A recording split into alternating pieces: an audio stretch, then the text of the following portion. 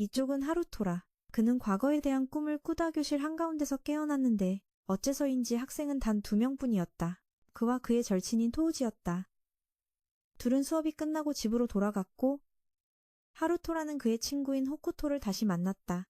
그녀는 하루토라가 전화를 받지 않은 것을 탓했고 그는 여름 보충 수업 중이라 휴대폰을 쓸 수 없었다고 말했다. 그것이 반에 2명만 있었던 이유이기도 했다. 호쿠토는 하루토라에게 밥을 사라고 했고 그는 어쩔 수 없이 모두에게 빙수를 사주러 가야 했다. 호쿠토는 하루토라의 목까지 욕심내서 먹다가 머리가 띵해졌다. 본론으로 돌아와서 호쿠토는 하루토라가 음향사가 되기로 결정했는지 알고 싶어 했다. 그는 아직 가업을 이을 생각이 없었기에 호쿠토는 그가 음향사 가문의 후손이라는 사실을 상기시켜 주었다. 유명한 가문 말이다. 하루토라는 자신은 분가 소속일 뿐이고 무엇보다 정령을 느낄 수도 없다고 주장했다. 음향사라면 누구나 할 수 있어야 하는 일이었다. 그는 가문에서 유일하게 뛰어난 사람은 본가의 장녀이자 가문의 계승자라고 생각했다. 그는 자신 같은 사람에게는 아무도 기대하지 않으니 그것도 괜찮다고 여겼다. 호쿠토는 여전히 그에게 기대하는 사람이 한 명 있다고 했고 말하지 않아도 누군지 알 수 있었다. 토우지는 진로 상담을 중단시켰다. 그리고 모두를 집으로 돌려보냈다. 돌아오는 길에 토우지는 하루토라에게 정말로 음향사가 되고 싶은지 다시 물었다. 이 질문은 재능이 아닌 하루토라가 진심으로 원하는지에 대한 것이었다. 하루토라는 여전히 대답하지 못했고 토우지는 그를 격려했다. 그에게도 재능이 있다고 말이다. 둘은 그 후 헤어졌고 하루토라는 다리 위에서 우연히 소꿉친구인 나츠메를 다시 만났다. 그녀는 가문의 계승자이기도 했다. 둘은 재회하여 인사를 나눈 뒤 이내 집안 문제로 다투기 시작했다. 그리고 그에게는 친구가 많지만 자신은 그렇지 못하다는 것에 대해서도 다퉜다. 말다툼이 끝나고 둘은 각자 집으로 돌아갔다. 다음 날 하루토라가 토우지에게 그 이야기를 하자 토우지는 어제의 말다툼의 의미가 나츠메가 사실은 매우 외롭다고 말하려 했던 것임을 깨닫게 해주었다. 두 친구는 그 후 호쿠토를 만나러 마을 축제에 갔고 그곳에서 즐거운 저녁을 보냈다. 호쿠토는 사격 게임 부스에 있는 선물 상자를 보고 하루토라에게 따달라고 부탁했다. 그는 천엔을 다 쓰고도 마치지 못해 마지막 한 발을 쐈다. 호쿠토는 그가 상품을 따면 키스해주겠다고 속삭였다. 그 말을 들은 하루토라는 깜짝 놀라 명중시켰지만 상품을 받자 호쿠토는 아무것도 기억나지 않는 척했다. 하루토라는 단지 칭찬 한마디를 위해 그렇게 많은 돈을 썼다는 사실을 믿을 수 없었다. 호쿠토는 그 후 신사로 달려갔다. 소원을 빌기 위해서였는데 우연히 하루토라에게 그것을 보이고 말았다. 그는 호쿠토가 자신이 음향사가 되기를 간절히 바란다는 것을 알게 되었고 화가 난 하루토라는 에마를 던져버렸고 그녀는 울면서 떠나버렸다. 하루토라가 음향사가 되고 싶지 않았던 이유는 수련 대신 두 친구와 소중한 시간을 보내고 싶었기 때문이었다. 바로 그때 한 소녀가 나타났는데 토우지는 그녀가 12신장 중 한 명이라는 것을 알아봤다. 현재 가장 강력한 음향사 중 한 명인 스즈카였다. 그녀는 어떤 실험에 나츠메의 도움을 받고 싶어 했는데 얼굴을 몰랐기 때문에 하루토라를 나츠메로 착각했다. 갑자기 주술조사국이 나타나 스즈카를 포위했다. 그들은 그녀가 금수를 사용한 혐의로 체포하러 왔지만 그녀는 자신이 왜 12신장 중 한 명인지를 보여주었다. 그녀는 모두를 날려버리고 하루토라를 붙잡았다. 갑자기 호쿠토가 돌아와 하루토라의 정체를 밝혔고 스즈카는 하루토라에게 사촌에게 메시지를 전하라고 보내주었다. 그렇지 않으면 가만두지 않겠다고 그냥 보내주면 교훈이 되지 않을 거라 생각했는지 그녀는 호쿠토 바로 앞에서 하루토라의 첫 키스를 빼앗았다. 스즈카는 그 후 하루토라를 놓아주었다. 그리고 떠났다. 호쿠토는 하루토라가 자신을 쫓아오지 않았고 돌아와 보니 다른 여자와 키스하고 있었기에 울었다. 하루토라는 설명하려 했지만 지금 상황에서는 소용없었다. 그 후 한동안 호쿠토는 두 친구에게 연락하지 않았다. 하루토라는 나츠메에게 메시지를 보냈지만 답장이 없어서 아직 일어난 일에 대해 말하지 못했다. 토우지는 그동안 조사에 착수했다. 스즈카가 실행하려는 의식이 태산부 군제라는 것을 알아냈다. 과거에 하루토라의 가문 사람도 이 의식을 거행한 적이 있었다. 그리고 이는 가문 전체의 큰 수치로 여겨졌다. 또한 나츠메가 이 의식을 처음 만든 사람의 환생이 될 것이라는 소문도 있었다. 바로 그때 갑자기 나츠메가 하루토라에게 만나자고 전화했다. 그녀는 단지 오해 때문에 그를 공경에 빠뜨린 것에 대해 사과했다. 그녀는 무슨 일이 있었는지 듣고 스즈카를 막기 위해 산 뒤에 있는 의식 장소로 가기로 결심했다. 비록 자신이 이길 수 없다는 것을 알았지만 그녀는 계승자로서의 의무이기 때문에 해야만 했다. 그 말을 들은 하루토라는 사촌에게 도쿄로 돌아가라고 권했고 재단을 지키는 일은 자신이 대신하겠다고 했다. 그 역시 자신을 가문의 일원이라 여겼고 스즈카가 사나워 보여도 귀여운 구석이 있고 둘을 구별할 만큼 똑똑하지도 않아서 어떻게든 할 수 있을 거라고 했다. 나츠메는 매우 화가 나서 그에게 쌀쌀맞게 굴고는 돌아가려고 했다. 갑자기 하루토라의 입에서 부적이 튀어나와 벌로 변했다. 그 벌이 나츠메를 쏘자 그녀의 영역이 모두 흡수되었다. 둘은 영역을 회복할 물건을 가지러 본가로 돌아갈 수밖에 없었다. 그 후에는 나츠메가 더 이상 스즈카에게 필요 없게 되었으므로 서둘러 재단으로 가서 그녀를 막아야 했다. 토우지가 전화해서 조사국이 움직였다고 알렸다. 돌아오는 길에 하루토라 역시 몇 개의 부적에 공격당했다. 발각된 것을 안 그는 기사에게 사촌을 데려다 달라고 하고 혼자 안으로 들어갔다. 들어가자마자 그는 조사국에 포위된 스즈카를 보았다. 그녀는 지쳐가고 있었다. 더 이상 지체하고 싶지 않았던 그녀는 근처 차에 있던 갑옷을 소환했다. 이 갑옷은 조사국의 것보다 더 컸고 거미 형태를 하고 있었다. 거미는 조사팀의 갑옷 2개를 장난감처럼 걷어차고 거미줄을 뿜어 그들의 영역을 흡수했다. 결계도 그에 따라 사라졌다. 하루토라는 돌아가려 했지만 스즈카가 오빠를 되살리고 싶어 한다는 것을 알고 모습을 드러냈다. 예상대로 그녀는 그를 공격하지 않았고 둘은 잠시 대화를 나눴다. 하루토라는 그녀의 오빠가 여동생이 다른 사람을 해쳐 자신을 구하는 것을 받아들이지 않을 거라고 주장했지만 그녀는 상관하지 않았다. 어릴 적부터 부모님이 그녀에게 많은 실험을 했고 그것이 오빠가 죽게 된 이유 중 하나였다. 그렇기 때문에 그녀는 오빠를 구하고 싶었던 것이다. 하지만 이 의식은 시전자의 목숨을 대가로 요구했다. 스즈카는 자신을 희생할 준비가 되어 있었다. 하루토라가 스즈카를 설득하려 할 때 한 조사관이 기회를 틈타 스즈카를 묶었고 그녀는 거미에게 공격하라고 명령했다. 하루토라가 그를 구하고 죽을 뻔한 순간 호쿠토가 달려와 대신 맞았다. 호쿠토는 죽었고 이로 인해 하루토라는 그녀가 사람이 아니라 자신의 식신이라는 것을 알게 되었다. 쉽게 말해 식신은 음양사를 보조하는 존재다. 스즈카는 호쿠토가 단지 식신이라는 것을 알고 하루토라를 혐오하며 떠나버렸다. 그녀는 다음에 만나면 그의 목숨을 빼앗겠다고 공언했다. 비통에 잠긴 하루토라는 호쿠토를 처음 만났을 때를 떠올렸다. 그녀는 그때 도망쳤지만 며칠 후 그를 따라다니기 시작했다.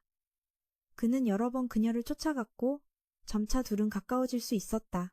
그는 달려가 나츠메를 만났다. 그녀가 여전히 재단을 지키고 싶어 한다는 것을 안 하루토라는 한 가지 부탁을 했다. 그녀의 식신이 되고 싶다는 것이었다. 그는 이제부터 더 이상 도망치지 않겠다고 결심했다. 그녀는 그의 결의를 보고 그 부탁을 받아들였다. 그녀는 자신의 피를 사용해 하루토라의 눈에 별을 그려 그가 연기를 볼 수 있게 해주었다.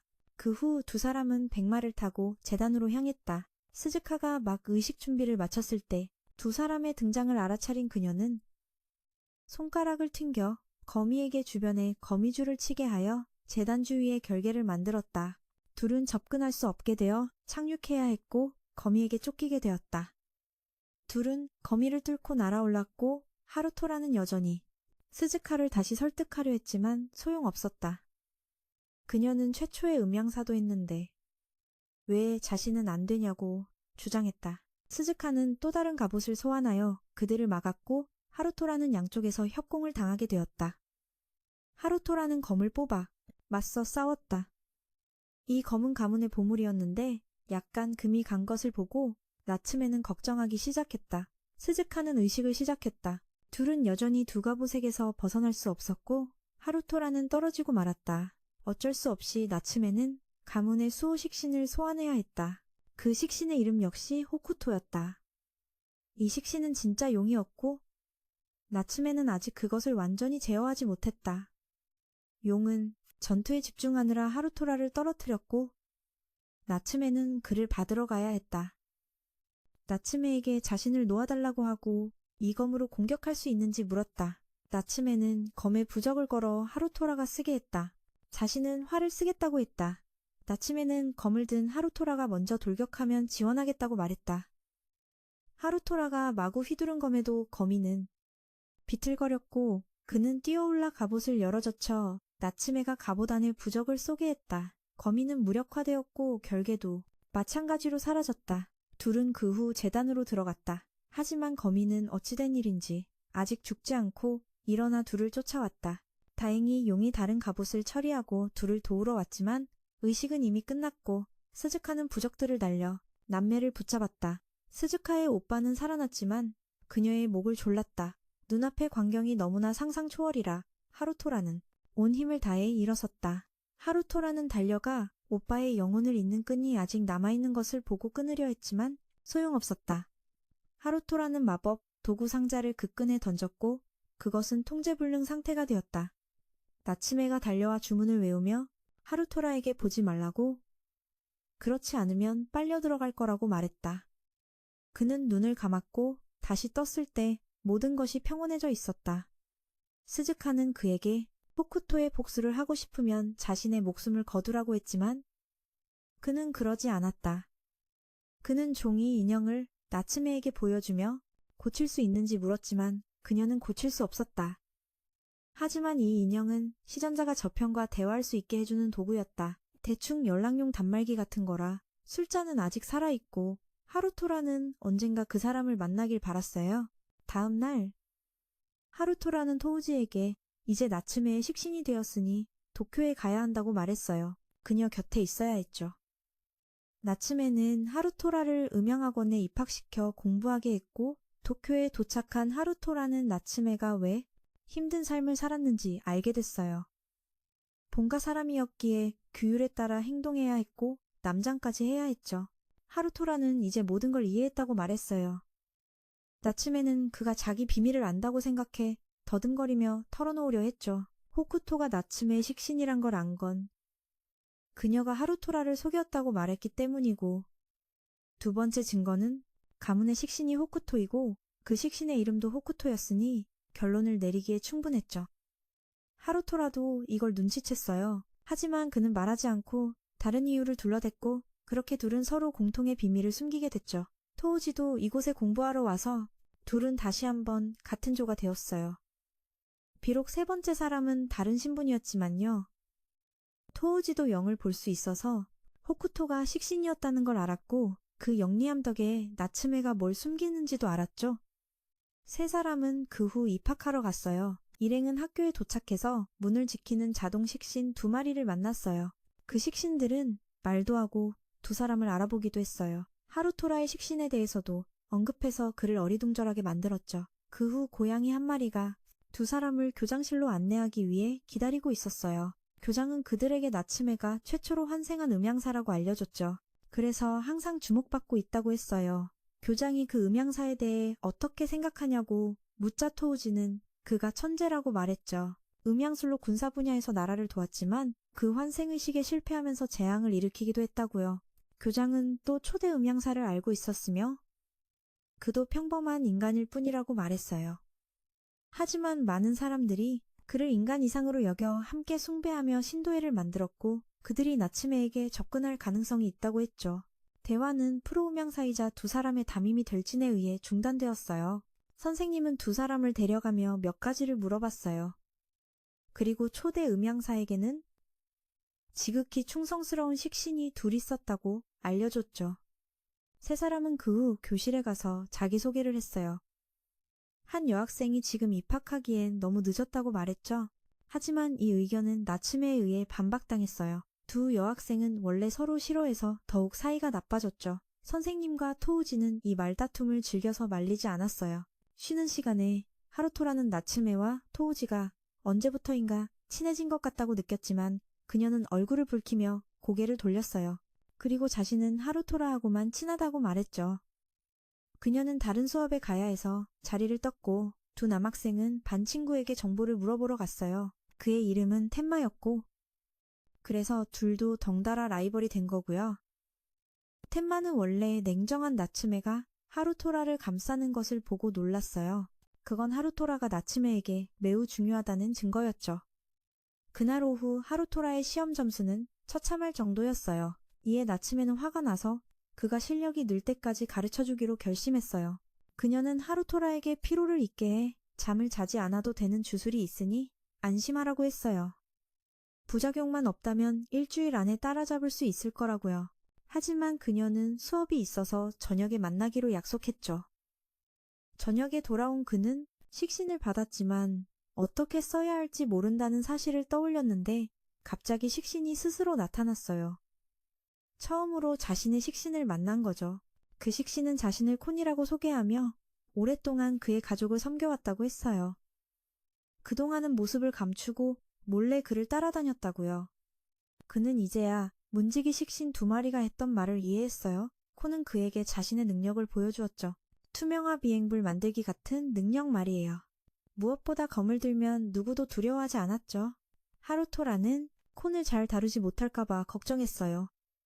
콘은 버림받는 줄 알고 울 뻔했지만 하루토라가 제때 설명해줬어요. 그는 콘에게 꼬리와 귀가 있는 것을 보고 만져보았죠. 꼬리가 어떻게 움직이는지 묻자 콘은 노골적인 방식으로 보여주었어요. 마침 나츠메가 돌아와 이 장면을 목격했죠. 그래서 하루토라의 경박한 버릇을 고쳐주려고 한바탕 때려줬어요. 다음날 수업 시간에 하루토라가 집중하지 못하자 선생님이 주의를 줬어요. 쿄코는 선생님에게 하루토라를 무시하고 수업을 계속하라고 했지만 선생님은 어떤 학생도 뒤처지게 두지 않는다는 신조를 가지고 있었어요. 이 때문에 쿄코는 갈등을 빚었고 하루토라를 모욕했어요. 이 말을 들은 콘이 나타나 그녀를 위협했죠. 그녀도 지지 않고 바로 자신의 식신 2마리를 소환했어요. 선생님이 이 싸움을 중재하고 수업이 끝난 후 양측이 대결하도록 주선했어요. 하루토라는 싸움을 멈추고 싶어서 선생님을 따라갔죠. 하지만 선생님은 그가 재능이 있어서 괜찮을 거라고 알았고 무엇보다 그가 자신을 얕보지 않기를 바랐어요. 그 말을 듣고 그는 선생님에게 콘과 함께 싸우게 해달라고 부탁했어요. 선생님은 동의하고 그의 검에 마법을 걸어주었죠. 쿄코는 이것이 식신들의 싸움이라며 하루토라의 참가를 반대했어요. 하루토라는 자신도 나츠메의 식신이라는 이유로 참가했죠. 그래서 그녀는 반박할 수 없었어요. 그래서 승리는 쿄코에게 돌아갔어요. 그 후 하루토라는 마법을 배우고 싶어 했지만 나츠메는 그에게 아직 너무 이르다는 것을 알았죠. 하지만 그 싸움을 통해 많은 사람들이 하루토라에게 존경심을 표했어요. 그에게도 식신이 있었고 무엇보다 쿄코에게 맞설 용기가 있었기 때문이죠. 그들은 콘을 보고 싶어 해서 그는 어쩔 수 없이 소환해서 보여줘야 했어요. 하루토라는 반 전체와 친구가 될 수 있었죠. 그를 싫어하던 한 녀석은 콘에게 위협을 당했지만 하루토라가 그에게 가서 사과했어요. 토우지는 하루토라가 쉽게 친구를 사귀는 것에 나츠메가 불편해하는 것 같다고 느꼈죠. 토우지는 고향에서처럼 친구들끼리 토라지는 일이 다시는 없었으면 좋겠다고 말했어요. 이 말을 다시 들은 나츠메는 얼굴이 어두워지며 자리를 떴죠. 쿄코도 어제 일에 대해 하루토라에게 사과하러 왔고 그도 그녀에게 앙심을 품을 생각은 없었어요. 하루토라는 그녀가 나츠메와 가까워지기 위해 자신에게 접근했다는 것을 알았어요. 그녀는 또한 자기 가문이 한때 나츠메 가문의 분가였다고 밝혔죠. 즉 그와 그녀는 먼 친척이었던 거죠. 그리고 과거에 쿄코는 나츠메를 만나 친하게 지냈었어요. 하지만 헤어졌다가 학원에서 다시 만났을 때 나츠메는 더 이상 쿄코를 기억하지 못했어요. 그녀는 나츠메와 한 약속이 있었죠. 언제부터 나츠메가 머리를 묶었는지 몰랐고 하루토라는 그것이 그냥 어떤 도구나 식신일 거라고 생각했어요. 쿄코도 토우지에게서 그와 나츠메가 의식을 완성하기 위해 하나가 되었다는 이야기를 들었어요. 하지만 그는 토우지가 그냥 헛소리를 하는 거라고 생각했죠. 나츠메는 남자니까 그런 일은 있을 수 없다는 이유를 대면서요. 두 사람이 이야기하고 있을 때 나츠메가 나타나 수업이 곧 시작되는데 여기서 히히덕거리고 있냐고 했어요. 하루토라가 해명하려 했지만 그녀는 듣지 않았어요. 그녀는 하루토라가 다른 사람에게 의지하지 않고 자신처럼 스스로 나아가길 바랐기 때문이죠. 그녀는 하루토라도 자신처럼 스스로 노력하고 성장하기를 원했어요. 그는 나츠메가 자신의 고충을 이야기하고 있다는 것을 알고 위로하려던 참이었는데 갑자기 벽에 금이 가더니 연기가 나타나 나츠메를 데려갔어요. 하루토라가 나아가려 했지만 연기가 그를 막았어요. 텐마와 토우지도 도착했고 텐마는 연기 뒤에 있는 자가 신도라고 말했죠. 그는 두 사람이 입학한 날에 왔었어요. 그래서 조사국이 개입하게 된 것이고 나츠메는 쉬는 시간마다 조사를 받으러 불려갔던 거죠. 나츠메는 알면서도 이 사실을 숨기기 위해 보충 수업에 간다고 말했어요. 텐마는 선생님이 전해달라고 한 지팡이를 하루토라에게 건네줬죠. 그 지팡이를 사용하고 친구들과 힘을 합쳐 나츠메가 있는 곳을 찾아냈어요. 그 신도는 그동안 나츠메를 조사하러 데려갔던 바로 그 사람이었죠. 그는 일행이 도착한 것을 보고 나머지 한 명을 불렀어요. 두 사람의 이름을 듣고 일행은 깨달았죠. 이 두 사람이 초대 음양사의 옛 식신이라는 것을요. 귀신 같은 녀석은 일행과 싸웠고 사람처럼 생긴 녀석은 나츠메가 자신을 식신으로 인정하면 멈추겠다고 했죠. 하루토라는 그녀가 그런 말을 하지 못하게 막으며 여기 있는 친구들에게 의지해도 된다고 말했어요. 그녀는 하루토라의 말을 이해하고 그 녀석에게 자신은 필요 없으며 하루토라만을 자신의 식신으로 여긴다고 딱 잘라 말했어요. 그 녀석은 충격을 받고 귀신에게 모두를 학살하라고 시켰어요. 일행은 힘을 합쳐 귀신을 쓰러뜨렸고 하루토라는 그의 가면을 부쉈죠. 이로 인해 사람처럼 생긴 녀석은 통제력을 잃고 도망쳤어요. 귀신이 나츠메까지 공격하자 그녀는 용을 소환했고 단 한 번의 물기로 귀신은 사라졌어요. 그 후 나츠메는 두 친구에게 고마움을 전하러 갔고 토우지는 모두가 한눈판 사이에 귀신의 얼굴에 붙어있던 부적을 챙겼어요.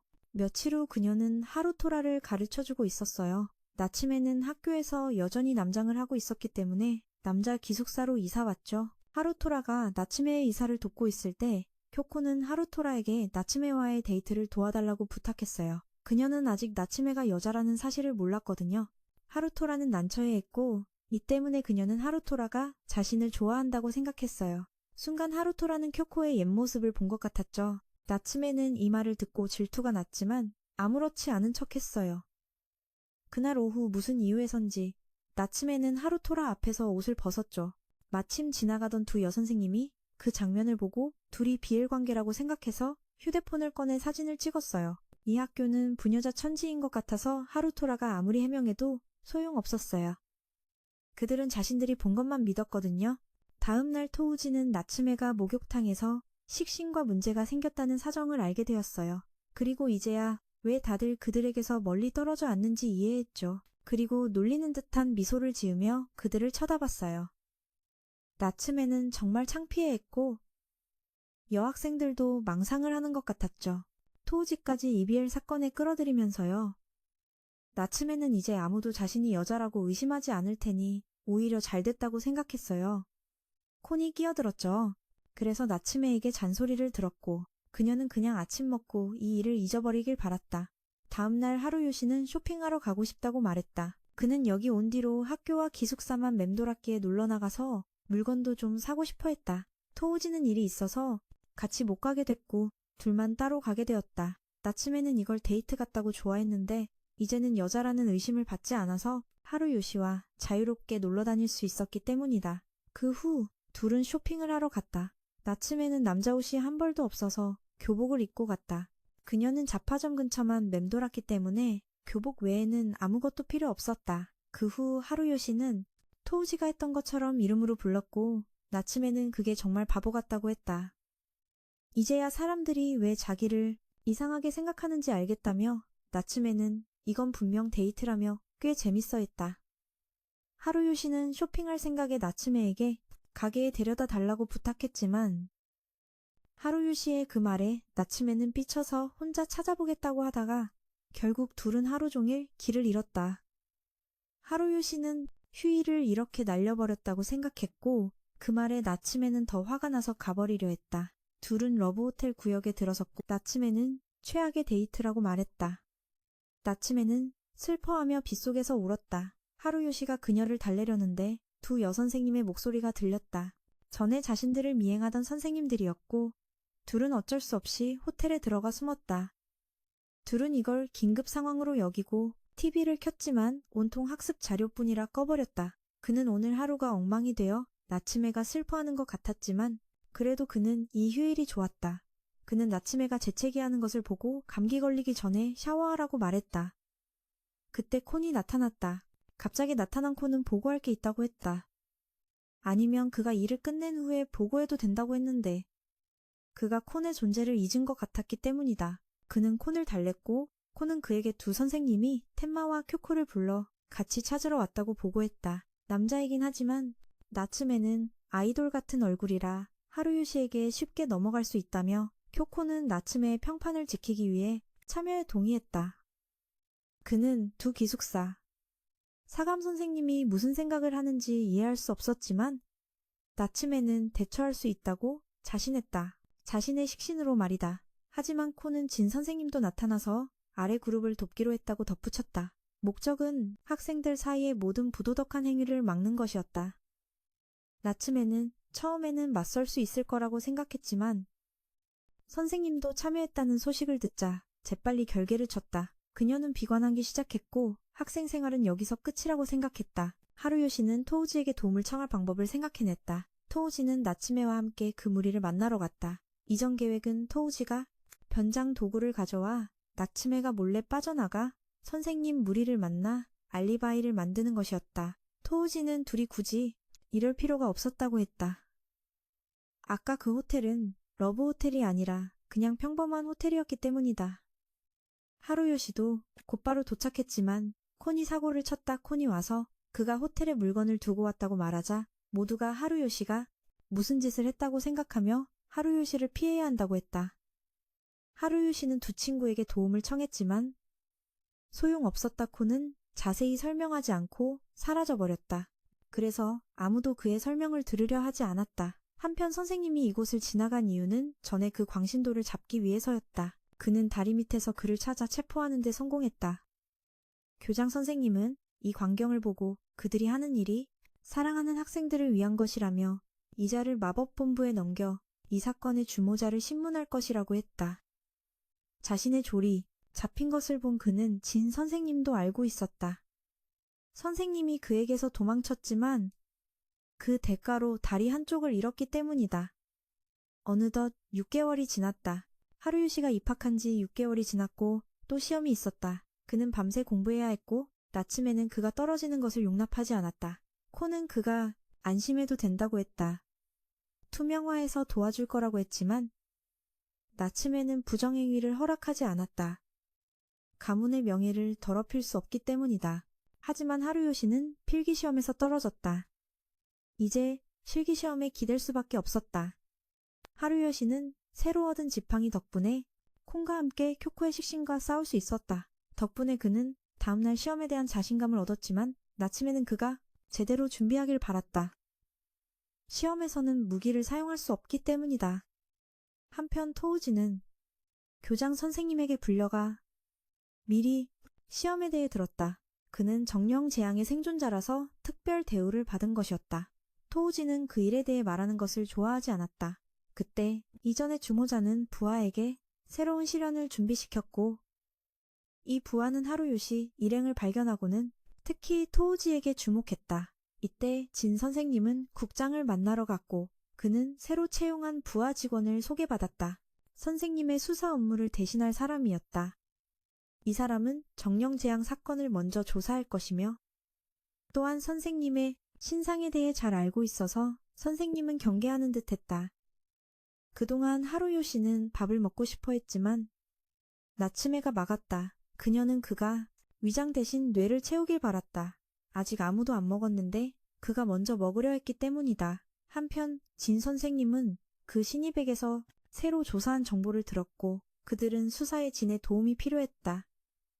하지만 선생님은 이제 자신이 그저 평범한 교사일 뿐이며 국장이 저지른 혼란을 뒷수습하는 데 질렸다고 생각했다. 하지만 그들이 진 선생님의 참여를 필요로 하는 이유는 D라는 위험한 자가 이 사건에 개입하여 위험한 인물들과 접촉해 학원을 노리고 있기 때문이었다. 그 말을 듣자 진 선생님도 가만히 있을 수 없었다. 그날 밤 하루요시는 나츠메가 자신을 가르치다 잠든 것을 보고 방을 나와 음료수를 사러 갔다. 그는 옥상으로 올라가 토우지를 만났다. 토우지는 그와 나츠메의 공부가 어떻게 돼가는지 물었고 콩과 나츠메 둘 다 잠들었다고 했다.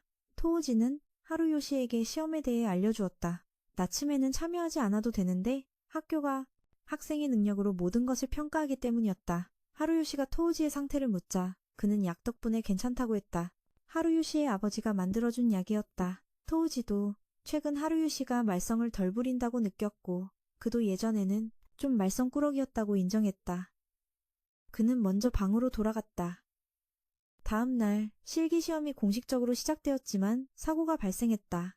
도시 전체에 갑자기 정령 통제 불능 지역이 많이 나타났고 두세 개를 잇는 많은 문이 열렸다. 정령들이 쏟아져 나와 도시를 파괴하기 시작했고 막지 않으면 다시 예전과 같은 정령 재앙으로 이어질 수 있었다. 시험 장소의 정령이 갑자기 폭주하자 나츠메는 용을 소환해 진압해야 했다. 토우지는 더 고통스러워하며 모두에게 도망치라고 했다.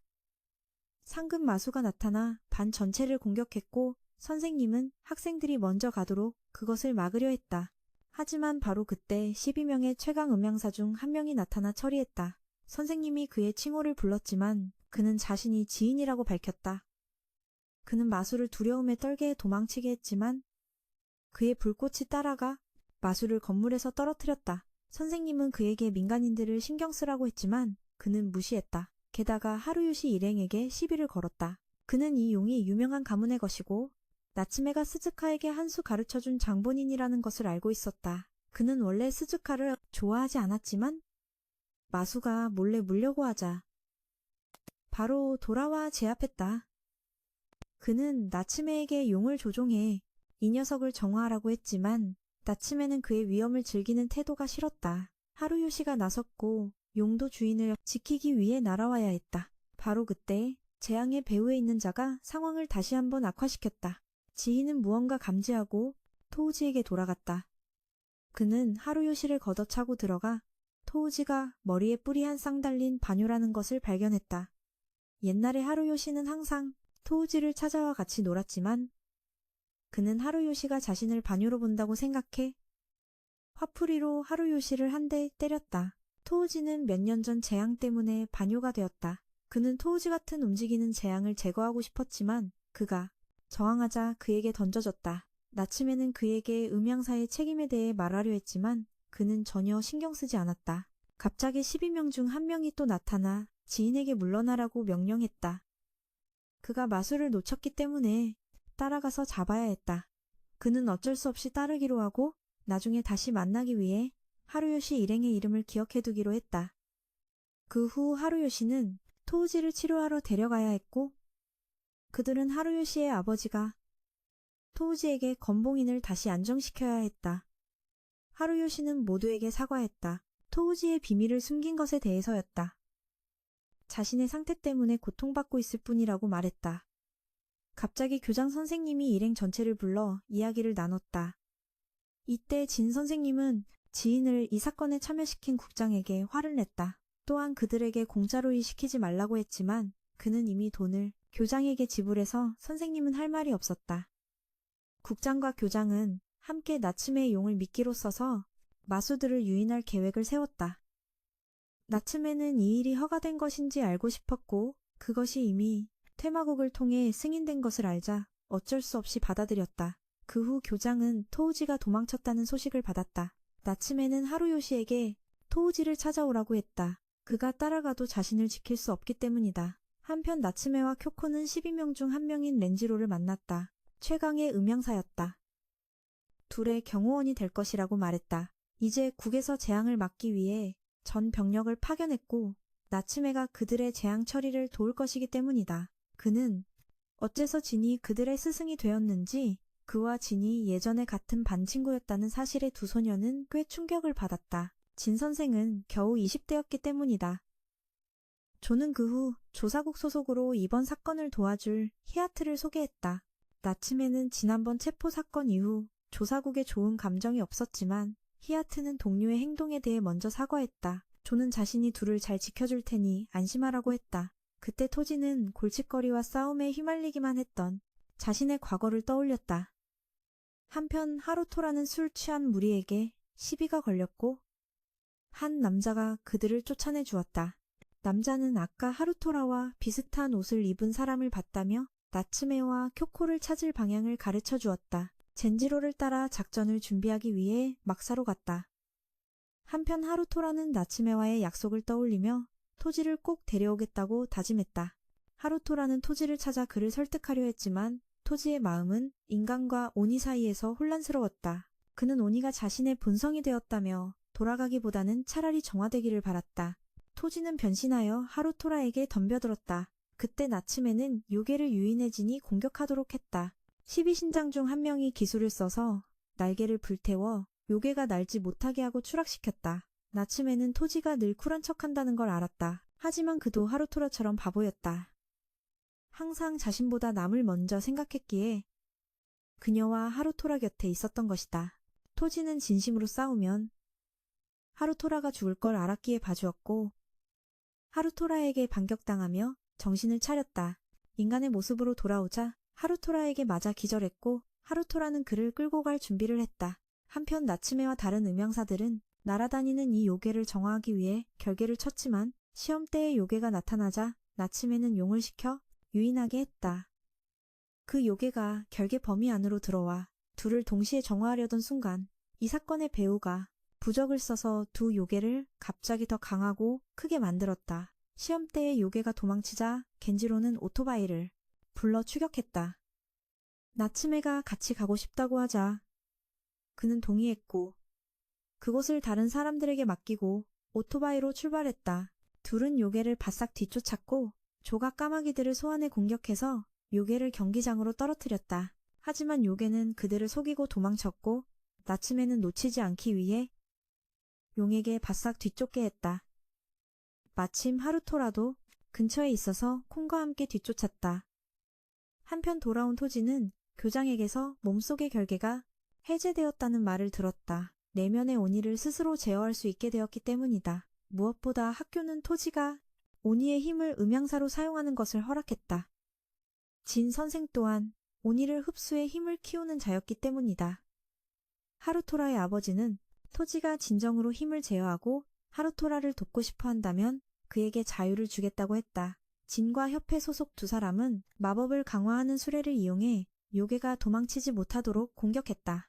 요괴가 결계를 뚫고 도망치려 하자 진은 안경을 이용해 자신의 마법을 몇 배로 증폭시켜 공격했다. 요괴의 뜻대로 되지 않게 하려는 것이었다.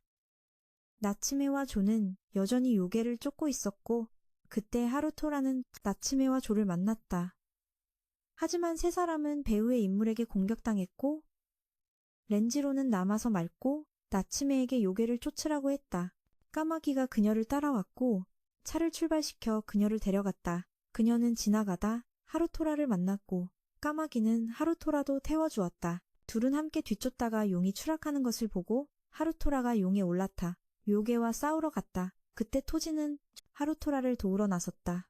교장은 하루토라의 아버지가 맡긴 식신을 빌려주었다. 막 출발하려는데 텐마가 달려와 그를 만났다.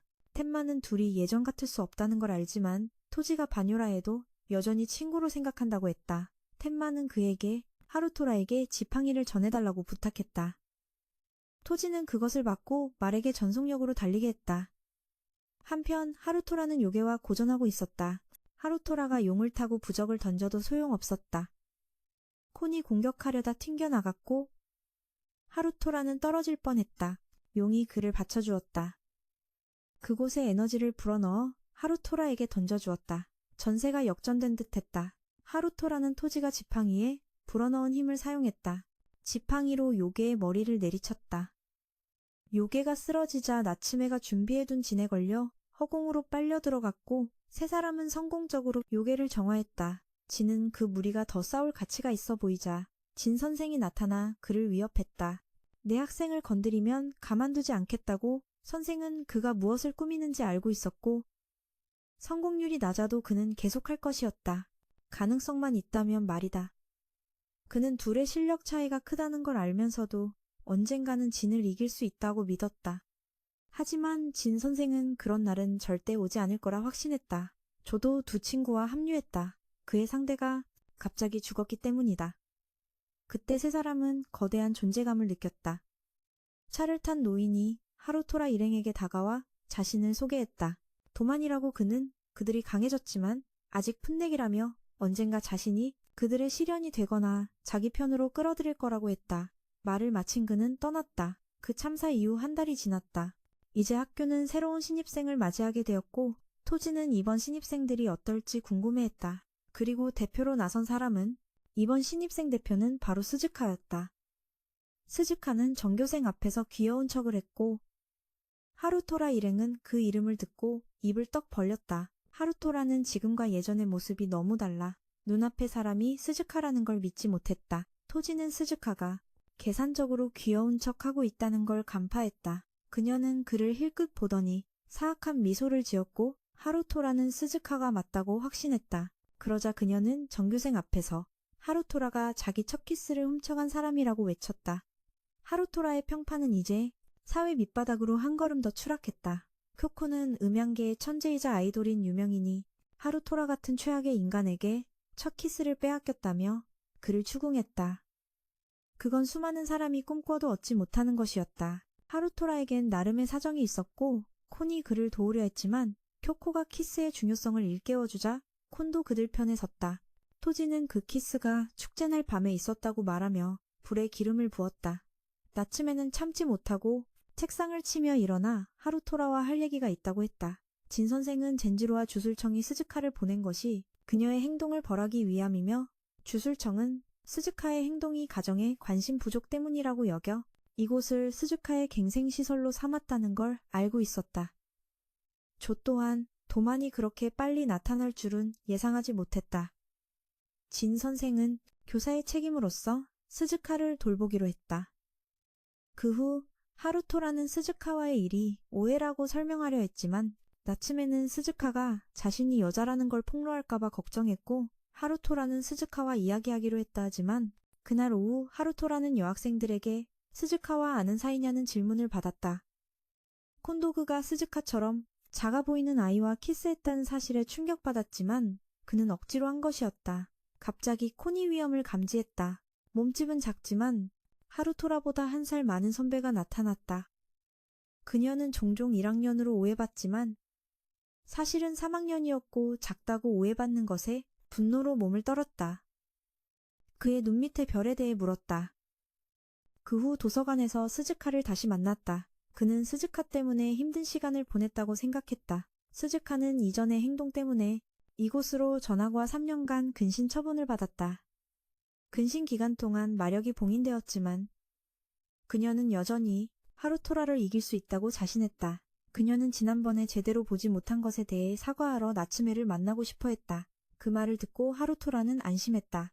스즈카가 나츠메가 여자라는 걸 전혀 몰랐기 때문이다. 그날 밤 스즈카는 하루토라를 다시 만나자 죄책감을 느꼈다. 그녀는 여전히 호쿠토를 죽게 한 것에 책임감을 느끼고 있었다. 그래서 하루토라가 자신을 원망하길 바랐다. 나츠메는 여전히 불안해서 얼굴을 돌렸다. 스즈카는 교실에서 하루토라에게 장난을 치며 둘이 매우 친한 것처럼 행동했다.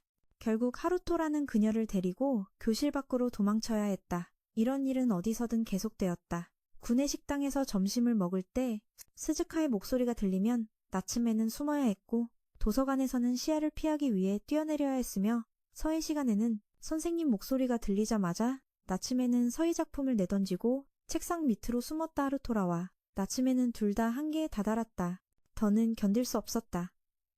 토지는 이 상황을 계속 두면 안 된다고 조언했고 그는 이독제독 방식으로 맞서기로 했다. 스즈카를 연인처럼 대하는 것이었다. 둘은 찻집으로 가서 한번 제대로 이야기했다. 스즈카는 호쿠토에게 한 일 때문에 하루토라가 자신을 미워하길 바랐다. 하루토라는 호쿠토가 다른 사람에게 조종당했다는 사실을 털어놓았다. 그 말을 듣고 그녀는 마음이 한결 나아졌다. 갑자기 그녀는 누군가 엿듣고 있다는 걸 알아채고 정체를 드러냈는데 바로 나츠메였다. 나츠메의 얼굴을 보자 그녀는 나츠메가 지난번에 그 무녀라는 걸 알아챘고 둘의 약점을 완전히 잡게 되었다. 다음 날 그녀는 여전히 아무것도 모르는 척했지만 나츠메와 하루토라는 조만간 그녀에게 죽도록 시달릴 거라는 걸 알았다. 다음 날 스즈카는 달려와 하루토라를 끌어안았다. 사람이 많은 곳에서는 나츠메가 엽기처럼 무거운 가방을 들게 되자 하루토라는 스즈카와 얘기해야겠다고 결심했다. 그녀를 멈추게 하려 했지만 그녀의 단호한 대답에 거역할 수 없었다. 나츠메가 따로 만나도 아무것도 할 수 없었다. 일주일 내내 두 남매는 녹초가 될 때까지 시달렸다. 하지만 스즈카에게서 전화가 왔다. 둘 다 감이 받지 않자 스즈카는 문을 열고 들어왔고 그 후 토우지가 전화를 받지 않는다는 이유로 스즈카가 친구들의 방을 둘러보는 것을 발견했다. 하루토라의 방에는 특별한 것이 없었다. 마네킹의 코 몇 마리 외에는 좀 지루해진 토우지는 하루토라의 방이 정말 지루하다고 솔직하게 말했다. 그는 무릎을 꿇고 그들에게 가달라고 빌었다. 그러자 스즈카는 나츠메의 방으로 가겠다고 했고 그녀는 막아섰다. 나츠메는 당황해서 도망치려다 붙잡혔다. 스즈카는 작은 술법으로 나츠메의 방문을 열었다. 안에도 특별한 것은 없었지만 분명히 아직 볼거리가 있을 것이었다. 나츠메가 그렇게 당황했으니 말이다. 그녀가 옷장을 뒤지려 하자 보호 술법이 걸려 있었고 토우지는 만지자마자 날아가 버렸다. 그래서 술법을 거는 것이 더 어려울 것이었다. 술법을 거는 동안 나츠메가 기어와 계속 발버둥 치자 하루토라는 콘에게 밧줄을 끊으라고 시켰다.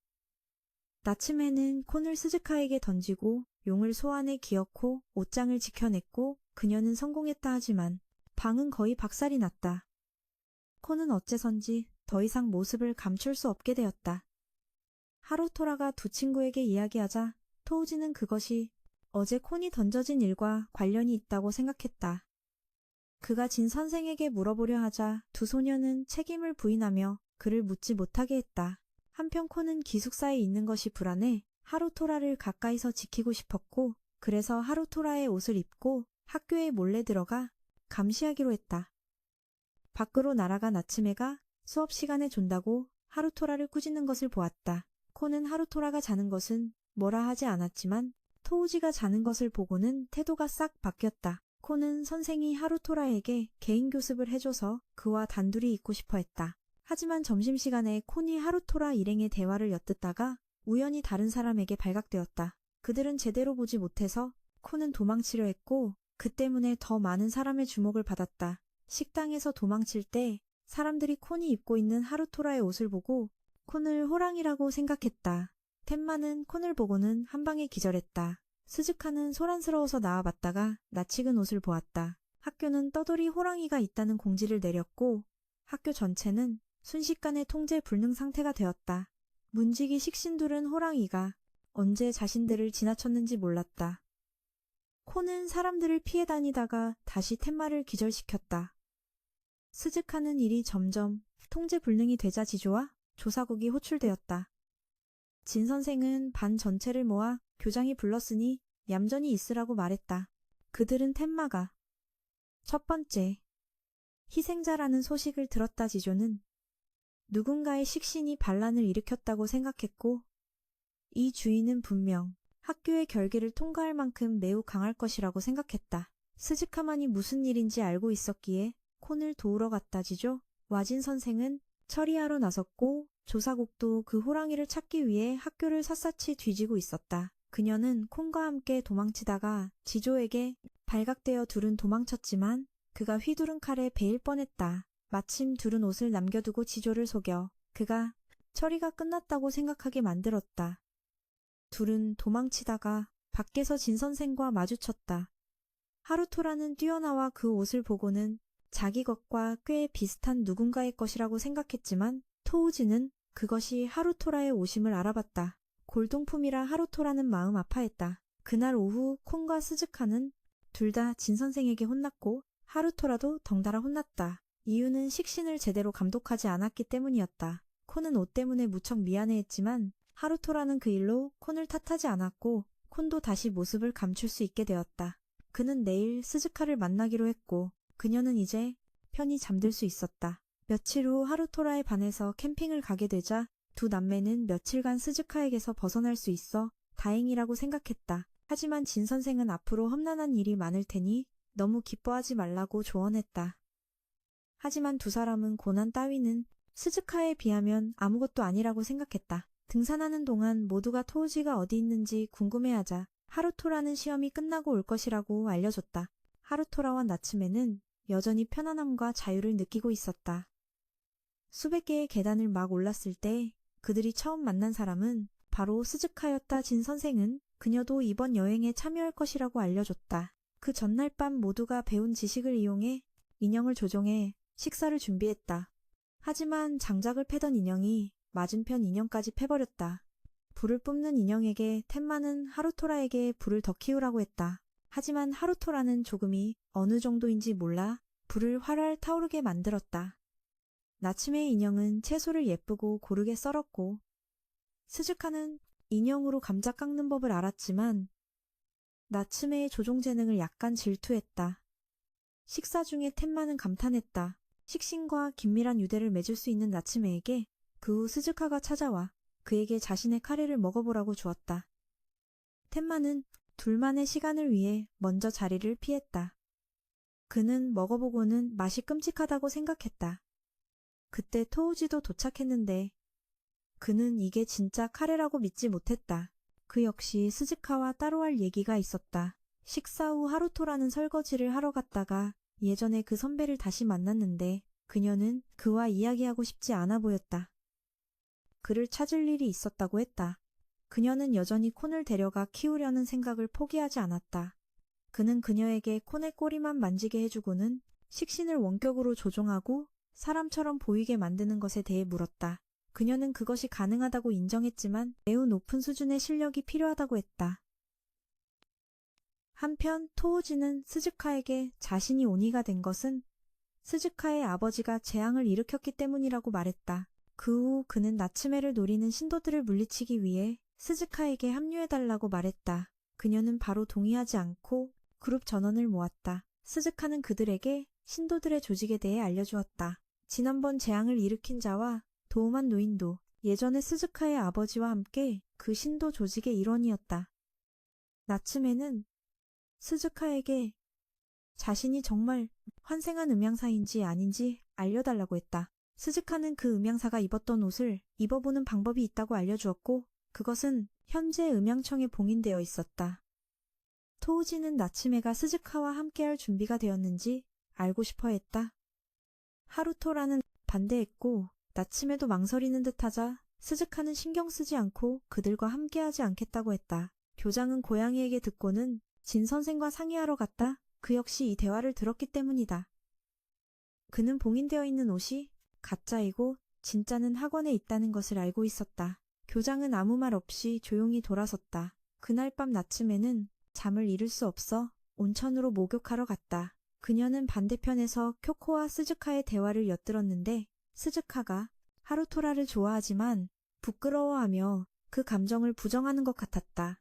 다음날 나츠메는 토우지에게 조언을 구했고 토우지는 그녀에게 하루토라에게 고백하라고 조언했지만 그녀는 그에 대한 감정을 다시 생각해보고 싶어 했다. 한편 하루토라는 쿄코에게 끌려가 스즈카에 대해 어떻게 생각하는지 질문받았지만 스즈카가 달려와 그 사실을 부인했다. 하루토라는 호쿠토만 사랑하기 때문이다. 하루토라는 모든 것을 털어놓았고 모두가 나츠메가 호쿠토일 가능성이 가장 높다고 생각했다. 그리고 나는 틀렸다. 지금까지 하루토라는 너무 멍청해서 자기가 찾던 사람이 항상 곁에 있었다는 것을 깨닫지 못했기 때문이다. 그날 이후 일행은 돌아갈 채비를 했고 하루토라는 나츠메의 머리끈을 보고 그것이 호쿠토의 것과 비슷하다는 것을 발견했다. 이제야 그는 완전히 깨닫고 이 진실에 경악했다. 그날 밤 하루토라는 호쿠토와 함께했던 축제 꿈을 꿨고 호쿠토가 나츠메로 변하는 모습에 잠에서 깼다. 교실에서 두 사람은 서로를 쳐다볼 때마다 얼굴을 붉히며 고개를 돌렸다. 그 모습에 토우지는 한숨만 쉴 뿐이었다. 주술 제어 수업 시간에 진 선생은 몇몇 정령을 주위에 날게 했는데 이 정령들은 주술을 제대로 제어하지 못하는 사람을 묶었다. 하루토라는 머릿속이 아직 나츠메 생각으로 가득 차 있었기 때문에 꽤 일찍 묶였다. 선생이 그를 지적하자 그는 전혀 기뻐하지 않았다.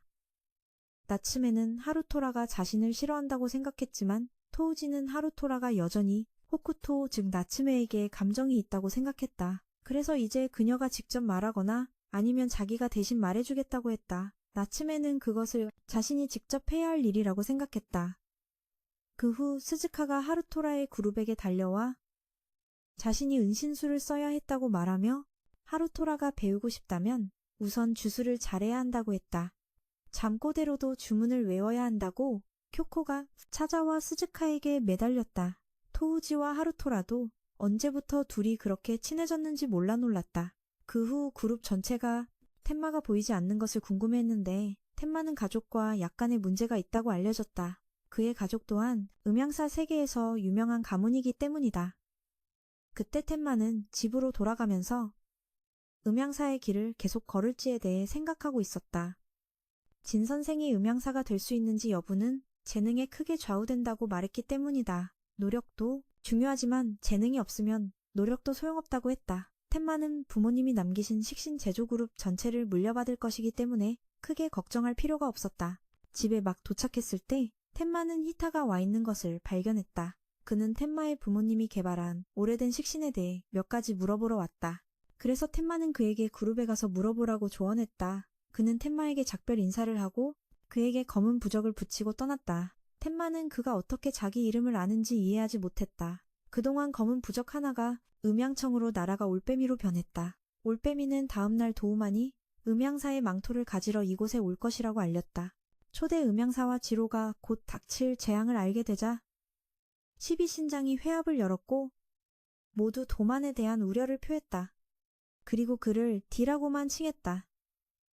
국장은 히야트에게 상황 보고를 시켰다. 히야트는 도만만 잡으면 신도 조직에 대한 정보를 곧 얻을 수 있을 것이라 여겼다.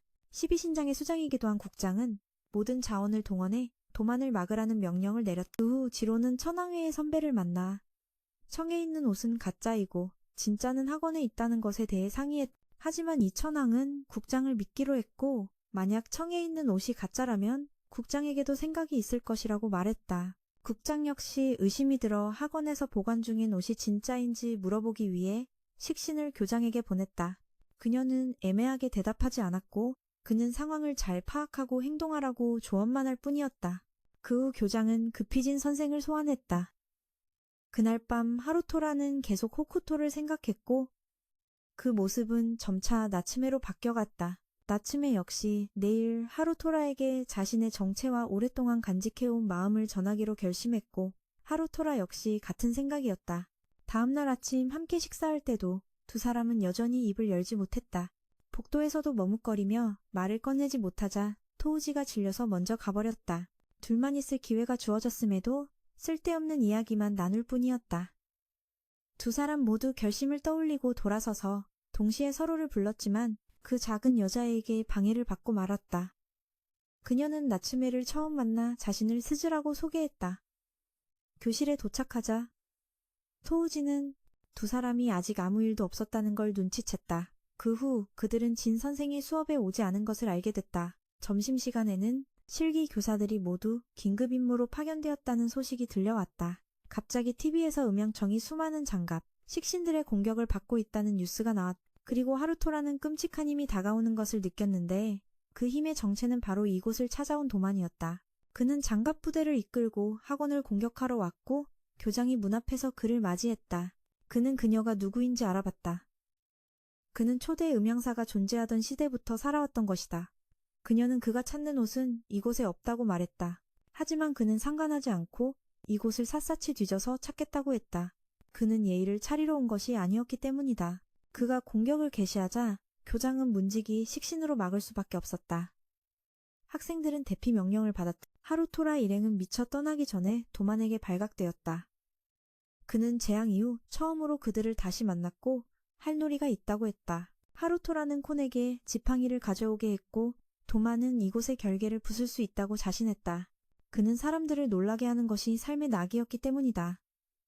히타가 텐마에게 붙여둔 부적이 활성화되어 내부에서 결계를 파괴했다. 도만의 장갑, 식신들이 안으로 쏟아져 들어오자 텐마는 자기 탓이라고 생각했고 쿄코는 일행을 보호하기 위해 방어막을 쳐야 했다. 스즈카는 텐마가 착각하고 있다고 말했다. 상대는 음향사 세계에서 가장 교활하고 경험 많은 도만이기 때문이다. 그가 한 수 앞선 거라고 생각하는 게 편하며 자책은 나중에 하라고 했다. 일행은 싸울 의지를 다졌고 교장이 그들을 옥상으로 불렀다. 토우지가 오니 형태로 변해 앞장서서 길을 열었다. 일행이 올라가던 중 포위되자 쿄코와 스즈카가 힘을 합쳐 층 전체를 날려버려 거미들을 건물 밖으로 떨어뜨렸다. 그 후 일행은 막다른 길에 다다랐고 교장이 위로 올라가는 길을 열어주었다. 일행은 그녀가 세운 제단 결계 안에 잠시 숨었지만 도만이 올라와 가볍게 두드리자 결계는 부서졌다. 나츠메가 용을 내보냈지만 그에게 묶여 회수할 수 없게 되었다. 그때 진 선생이 이곳에 도착했다. 도만은 그와의 대결을 피하려 다리 한쪽을 버렸던 진 선생을 기억했다. 선생은 스즈카에게 이동해 봉인을 풀어주었다. 자신이 싸우는 동안 모두를 돌봐달라고 부탁한 뒤 선생은 술법을 써서 두 자루의 검을 날렸다. 검은 물로 변했고 선생은 그 물로 나무를 자라게 한 뒤 불을 붙여 도만이 물로 끄게 만들었다. 하지만 물의 기세가 너무 강해진 선생은 토술로 막아야 했다. 그러나 그는 양쪽에서 공격해진 선생을 용 쪽으로 밀어붙였다. 하지만 이것은 선생이 계획한 바였다. 그는 속박수를 깨뜨려 나츠메가 용을 회수할 수 있도록 했다. 그 후 선생은 진지하게 백귀야행 술법을 소환했다. 목적은 이 제단 안에 있는 저주를 해방하기 위함이었다. 이 저주를 처음 본 도만은 흥분하며 자신의 힘을 보여주기로 결심했다. 그는 진 선생을 향해 반격했고 선생은 막아내기에 급급했으며 몸은 점점 상처를 입어갔다. 공격 후 양측 모두 피해를 입었지만 선생은 도만이 진짜 온이라는 것을 알게 되었다. 그는 진 선생에게 흥미를 느껴 자기 편으로 오라고 제안했다. 하지만 선생이 단칼에 거절하자 그는 선생의 그 얼굴을 박살내야겠다고 결심했다. 하지만 그는 선생이 한 수 위였다는 것을 예상치 못했다. 선생은 이미 주위에 진법을 설치해 그를 제압할 진을 만들어둔 것이었다. 선생은 그와 함께 아래로 떨어졌고 나츠메는 용을 보내 선생이 착지하는 것을 도왔다. 도마는 위에서 떨어졌지만 아직 죽지 않았다. 그때 멀리서 겐지로가 차를 몰고 와 주문을 외운 뒤 그에게 아주 강력한 일격을 날렸다. 그 일격에 그는 극도로 쇠약해졌다. 그는 자신이 졌다고 인정했지만 죽지는 않고 봉인될 뿐이라고 했다. 그는 가능하다면 진 선생을 끌고 가려고 일부러 폭발을 일으켰지만 결국 선생은 무사했고 병원으로 이송되었다. 학교는 심하게 파괴되었고 학생들은 다른 분교로 옮겨져 전문가들과 함께 공부하게 되었다. 그 옷은 나츠메의 아버지가 가져갔고 하루토라는 이제 주술에 흥미를 갖게 되었다. 그 후 그는 전문가와 대련을 했는데 진 선생이 썼던 백귀야행 술법을 써보았지만 아무 효과도 없었다. 그는 전문가에게 한바탕 당했고 그는 10년을 더 수련해도 프로가 될 수 없을 거라고 말했다. 하지만 나츠메는 학교가 공격받을 때 그들이 없었던 이유를 따져 물었다. 나츠메는 방금 그 사람의 말은 신경 쓰지 말라고 조언했지만 그는 진 선생과 도만이 얼마나 대단했는지만 생각했다. 두 사람은 옥상의 재단이 집에 있는 것과 비슷하다고 생각해 한번 가보기로 했다. 두 사람은 폐허가 된 학교로 돌아갔고 콘이 옥상으로 가는 길을 안내했다. 옥상에서 콘이 누군가의 기척을 느껴 세 사람은 천천히 다가갔다. 그곳에 누가 있는지 보기 위해 길을 밝히자 분홍머리의 소녀가 있었다. 그녀는 자신을 타키코라고 소개하며 이 재단에 대해 알아보러 왔다고 했다. 알려진 바에 따르면 이 재단은 초대 음향사가 만들었고 지금까지 교장 선생님이 관리해 오셨다고 한다. 이 학교는 초대 음향사가 직접 세웠고 교장 선생님도 설립에 일부 기여하셨기 때문이다. 이 학교에 아직 초대 음향사에 대한 정보가 남아있다는 것을 알고 두 사람은 그 후 토우지에게 가서 이야기했다. 토우지는 별로 믿음이 가지 않는다고 했지만 나츠메는 자신과 밀접한 관련이 있기에 조사해보고 싶어 했다.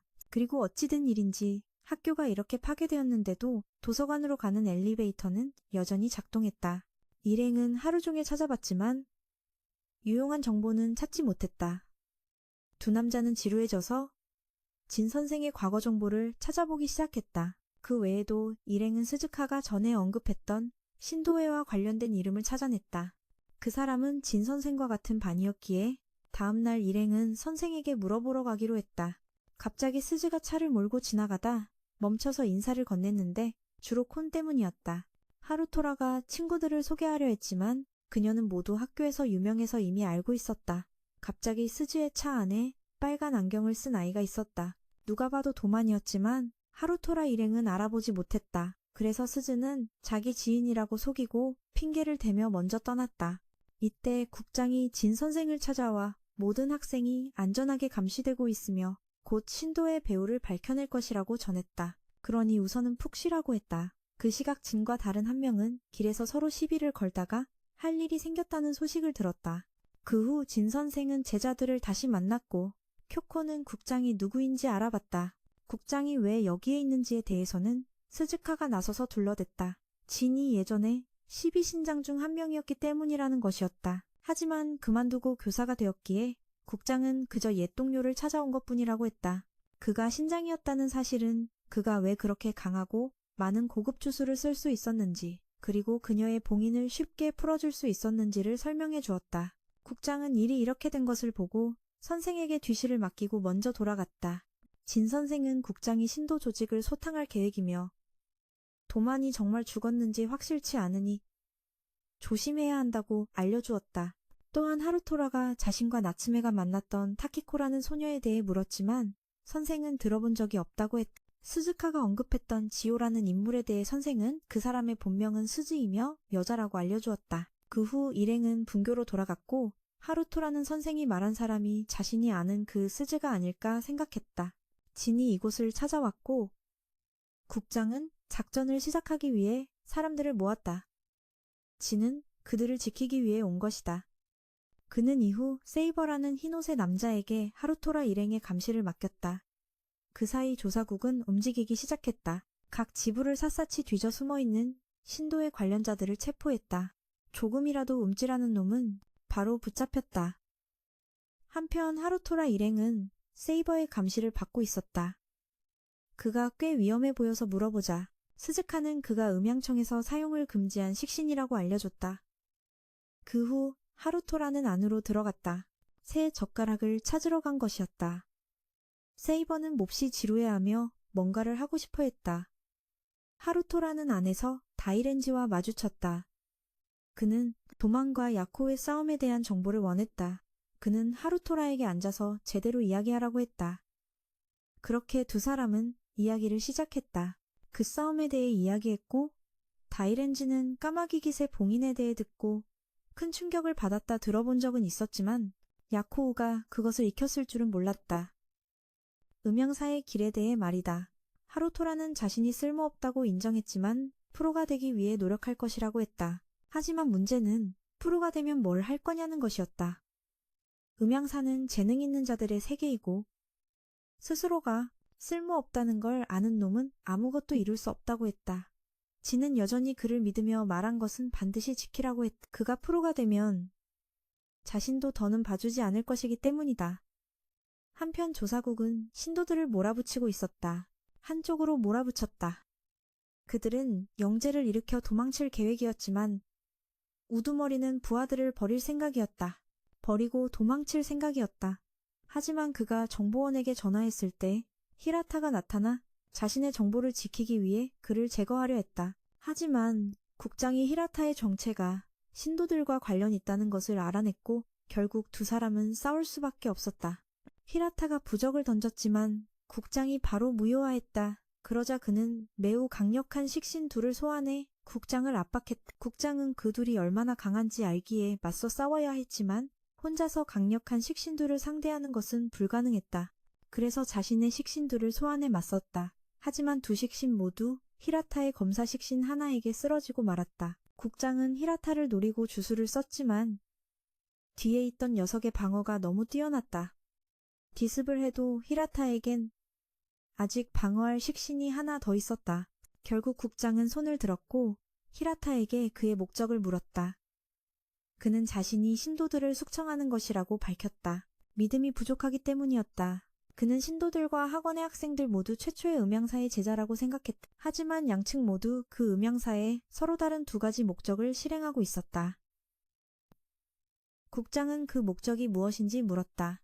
무엇인지 물었고 갑자기 히라타는 자신이 정신 조작을 당하고 있는 것 같다고 깨달았지만 깨달았을 땐 늦은 후였다. 국장이 그에게 환수를 걸어 기절시켰기 때문이다. 그 후 그는 어째서 히라타가 타키코로 변했는지 이해하지 못했다. 그 사이 하루토라 일행도 이 지부에서 한 신도와 마주쳤고 세이버는 점점 인내심을 잃고 있었다. 그 신도는 아기가 없었고 단지 나츠메에게 이 도구의 영역을 조금 넣어달라고 했을 뿐이다. 하지만 아무도 그를 믿지 않는 눈치라 그는 돌아섰고 갑자기 세이버가 달려들어 그를 베었다. 그가 도구를 잡으려 하자 세이버가 그의 손을 찔렀고 다시 영재가 일어났다. 괴물들이 마당을 가득 메우기 시작했고 모두 상급이었다. 나츠메는 용을 소환해 맞서야 했다. 하루토라는 오행상극으로 괴물들을 처리하려 했지만 그것들은 회복 능력이 있어서 일행은 일단 후퇴해야 했다. 하지만 세이버가 괴물 속에서 나와 일행을 사냥하려 쫓아왔다. 나츠메는 용에게 그를 잠시 맑게 하고 도망쳤지만 그는 안까지 쫓아왔다. 수많은 부적을 날렸지만 그는 가볍게 모든 것을 베어버렸다. 나츠메는 용을 이곳으로 보냈지만 그는 용마저 찔러버렸고 나츠메의 영역이 소모되었다. 하루토라는 나츠메를 데리고 가야 했고 친구들에게 그를 막아달라고 했다. 하지만 그는 모두를 무시하고 하루토라와 나츠메를 노렸다. 토우지와 스즈카가 길을 막아섰고 하루토라와 나츠메는 피난처로 들어가 부적으로 문을 강화했지만 그는 곧 도착해서 문을 베어버렸다. 친구들도 뒤따라왔다. 도착했을 때 토우지가 하루토라에게 지팡이를 건넸다. 하루토라가 막아보려 했지만 바로 부러져 버렸다. 그는 하루토라를 걷어차고 나츠메를 공격했고 그녀가 여자라는 사실이 드러났다. 그녀는 모두 앞에서 부끄러워했고 하루토라는 이성을 잃었다. 그러다 그는 자신에게 거대한 영역이 있지만 제어할 수 없다고 했던 진의 말을 떠올렸다. 그는 침착함을 되찾고 영역을 제어하려 했다. 그는 일어나 부적으로 그의 얼굴에 물을 쏘고 그를 묶은 뒤 불로 태웠다. 쓰러뜨리지는 못했지만 그의 발을 묶고 그를 짜증나게 하기엔 충분했다. 그는 그의 움직임을 보고 자신이 파괴해야 할 것이 검이라는 것을 알았다. 그는 콘에게 화령을 날리게 했지만 힘이 부족했다. 그래서 친구들에게 시간을 벌어달라고 하고 나츠메에게 겉옷을 걸쳐줬다. 그는 그녀에게 그를 밖으로 유인하라고 했고 자신에게 방법이 있다고 했다. 그와 콘과 나츠메가 밖으로 나가자 그는 여전히 그녀만을 노렸다. 하루토라는 예전에 진이 그랬던 것처럼 백기야행을 사용해 그를 밀어냈다. 그 후 그는 괴물에게 삼켜졌지만 그건 그의 계획이었다. 그는 콘의 불을 이용해 이 괴물을 태워 더 큰 불꽃을 만들어 세이버에게 던지려 했다. 그는 불나방처럼 뛰어들었고 결국 검한 자루만 남았다. 그날 오후 사건은 진정되었지만 쿄코는 나츠메를 거짓말쟁이라고 불렀다. 한편 국장은 보고를 하러 돌아왔다. 눈을 가린 아저씨는 국장에게 청장을 만나러 가지 말라고 조언했지만 그는 갔다. 직접 찾아갔다. 그가 도착해서 보고하자 청장은 타키코를 불렀고 국장은 자신이 처음부터 헛수고를 했다는 것을 깨달았다. 청장이 타키코와 신도들의 조직과 연관이 있었기 때문이다. 청장은 학원장이 아니라 자신이 가문의 수장이라고 말했다. 국장은 저항할 수 없다는 것을 알았다. 저항할 수 없다는 것을 알고 못 본 척 넘어가고 돌아섰다. 타키코는 청장에게 빨리 까마귀 깃을 나츠메에게 가져다 주라고 했다. 그녀가 최초의 음양사로 각성할 수 있도록 말이다. 청장은 이 계획을 서둘러야겠다고 생각했다. 그날 밤 하루토라와 나츠메는 단둘이 이야기를 나눴다. 이제 모두가 그녀가 여자라는 것을 알게 되었으니 내일 꽤 곤란할 거라고 생각했다. 무엇보다 오랫동안 속여온 쿄코에게 사실대로 말해야 했다. 하지만 나츠메는 괜찮을 거라고 자신하며 하루토라에게 고마워했다. 1년 넘게 곁에 있어줘서 말이다. 갑자기 콘이 나타나 뭔가 이상하다고 말했다. 콘은 처음 하루토라에게 영역을 받았을 때 좀 이상한 느낌이 들었다고 했다. 하지만 하루토라는 대수롭지 않게 여기고 잠자리에 들었다. 다음날 아침 나츠메는 많은 시선을 느꼈다. 많은 시선을 느꼈지만 텐마와 스즈카는 여전했다. 교실에 가니 모두들 평소와 같았고 그저 나츠메에게 고마워할 뿐이었다. 그날 자신들을 구해줘서 말이다. 쿄코와 이야기하고 제대로 사과하기 위해서였다. 하지만 쿄코는 옛날에 만났던 사람은 분명 남자아이였고 그 사람은 아주 친절했다고 말했다. 그녀가 까칠하고 무례하게 굴었음에도 말이다. 이 말을 듣고 하루토라는 쿄코가 옛날에 만났던 사람이 자신이라는 것을 깨달은 듯했다. 나츠메와 하루토라는 성이 같으니까 말이다. 잠깐만. 나츠메와 하루토라가 서로 좋아한다면 그건 근친상간이나 마찬가지 아닌가 잊어버리자. 그 전에 스즈카가 쿄코를 찾아가 그동안 자신과 토우지가 나츠메에 대해 숨겨왔던 일들을 이야기하기 시작했다. 스즈카는 하루토라와 나츠메의 일이 모두 호쿠토와 관련이 있다고 말했다. 스즈카는 무심코 두루마리를 떨어뜨렸다. 곧 열릴 불꽃놀이 축제에 대한 것이었고 쿄코는 나츠메와 화해할 동기를 얻었다. 한편 하루토라는 그날 밤 고민에 빠졌다. 옛날에 쿄코와 했던 약속을 잊어버렸다는 사실에 말이다. 하지만 일단 자고 생각하기로 했다. 다음 날 아침 하루토라는 문자를 받았다. 아버지에게서 모든 게 괜찮다는 문자였다. 그는 무슨 말인지 몰랐지만 학교에 가서 소식을 듣고서야 자기 집이 불탔다는 것을 알았다. 잿더미가 되었다는 것이었다. 이유는 어젯밤 몇몇 신장이 까마귀 깃을 되찾으러 찾아왔기 때문이었다. 결계 전문인 여자 신장이 나츠메의 아버지를 잡으려 했지만 전직 신장에게 저지당했다. 그녀는 번개를 다루는 능력이 있었고 은퇴한 지 몇 년이 지났지만 실력은 전혀 줄지 않았다. 그녀 때문에 결계 신장도 힘겹게 두 사람을 가둘 수 있었다. 하지만 천황은 모든 전력을 사용해 식신을 소환했지만 결국엔 붙잡히고 말았다. 하지만 나츠메 아버지의 식신이 나타나 그는 나츠메 아버지 쪽 세 사람의 오랜 친구였고 그들은 그에게 못 본 척 해달라고 했지만 그는 그럴 수 없었다. 그래서 결계 신장에게 이 주변에 결계를 치라고 했다. 이웃집까지 태워버리지 않기 위해서였다. 한편 지는 퇴원을 앞두고 있었는데 지조가 전화를 걸었다. 그는 청 내부의 상황을 보고하며 혼자 행동하지 말라고 조언했다. 바로 그때 도만이 진을 찾아왔다. 그는 싸우러 온 것이 아니라 진에게 몇 가지 정보를 주러 온 것이었다. 그는 진의 질문 하나에 답해주겠다고 했다. 진은 마지막에 있었던 폭발과 그는 진에게 더 답해주고 싶어 했지만 다음으로 미루는 것 같았다. 도만은 돌아가면서 진에게 번호를 남겼다. 그는 기술의 발전으로 주술은 곧 시대에 뒤떨어질 것이라고 생각했다. 한편 쿄코는 하루토라와 어떻게 제대로 이야기할지 고민하고 있었다.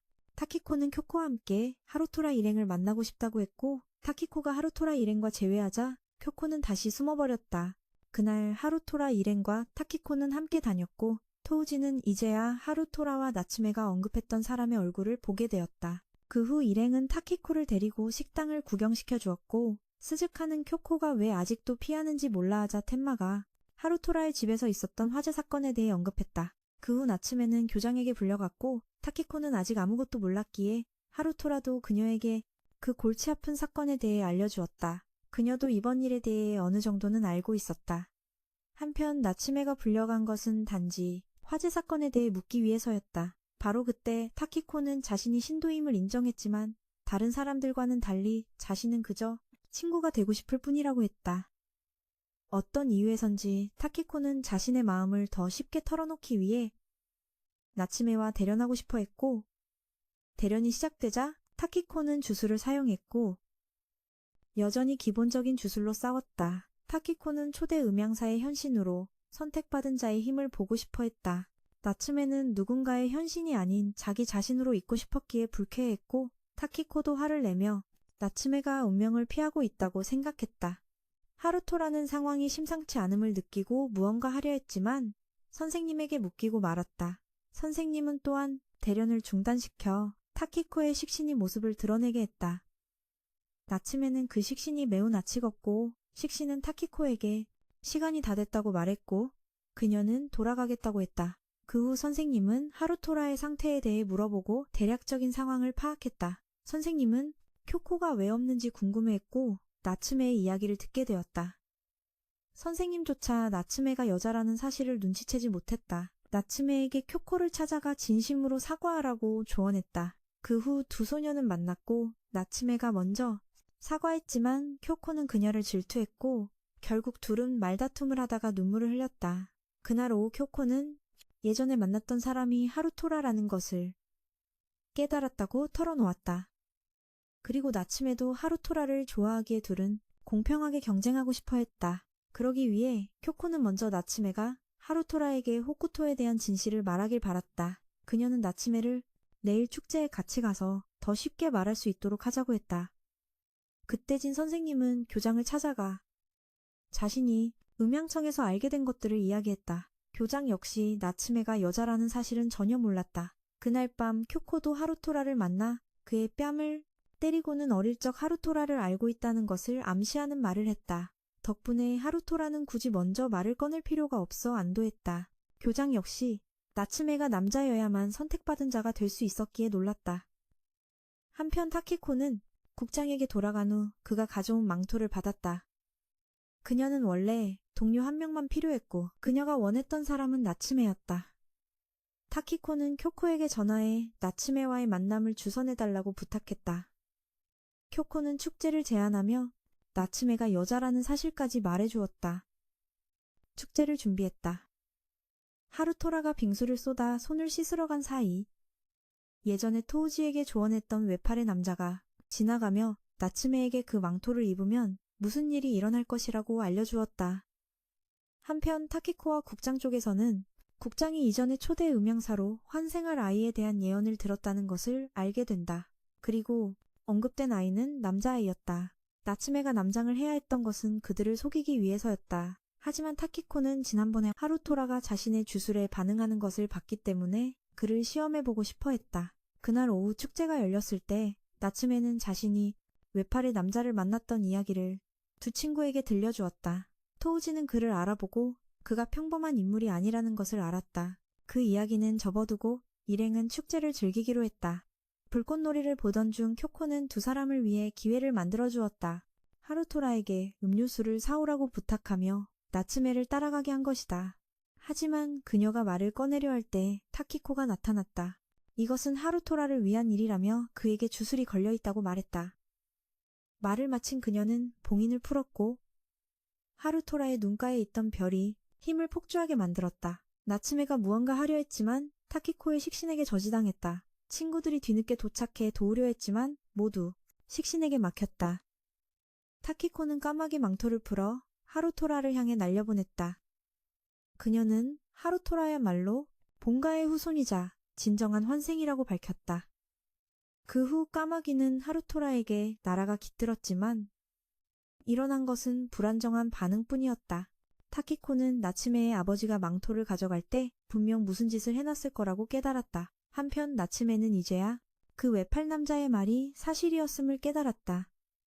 나츠메와 모두가 하루토라를 뒤쫓았지만 갑옷은 계속해서 자동으로 그들을 공격했다. 나츠메는 하루토라가 어떤 저주에 걸렸는지 알 수 없었다. 그는 항상 강한 영역을 가졌지만 영혼을 볼 수는 없었다. 하지만 그녀가 주술을 걸자 통했다. 나츠메는 자신이 무심코 저주의 일부를 깨뜨렸을지도 모른다고 생각했다. 이제 남은 부분을 풀기만 하면 됐다. 그녀는 하루토라가 있는 곳으로 뛰어내렸고 아무리 많은 상처를 입더라도 하루토라의 봉인을 푸는 데 성공했다.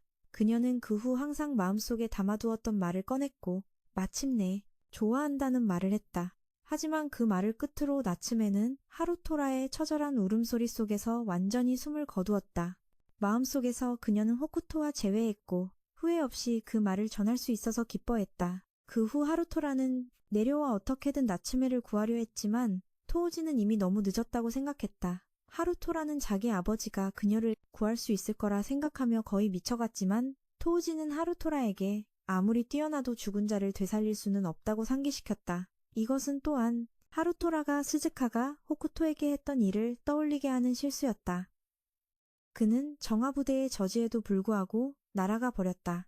그는 까마귀 망토를 다시 입고 총을 모두 파괴한 뒤 날아갔다. 스즈카와 토우지가 뒤쫓았지만 하루토라는 날아온 새떼에게 붙잡혀 근처 건물로 떨어질 수밖에 없었다. 두 사람이 뒤따라오자 하루토라는 스즈카에게 부활시키는 방법을 알려달라고 했다.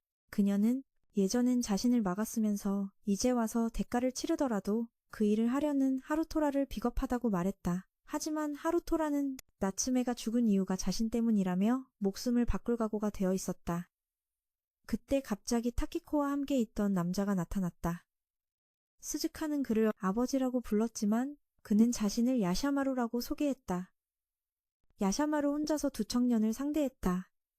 하루토라는 막 각성했을 뿐 완전히 개화하지 않았기 때문이다. 그 후 야샤마루는 하루토라에게 자신들의 음향사가 되어주면 그 대가로 그의 요구 하나를 들어주겠다고 제안했다. 그것은 부활의식일 수도 있었다.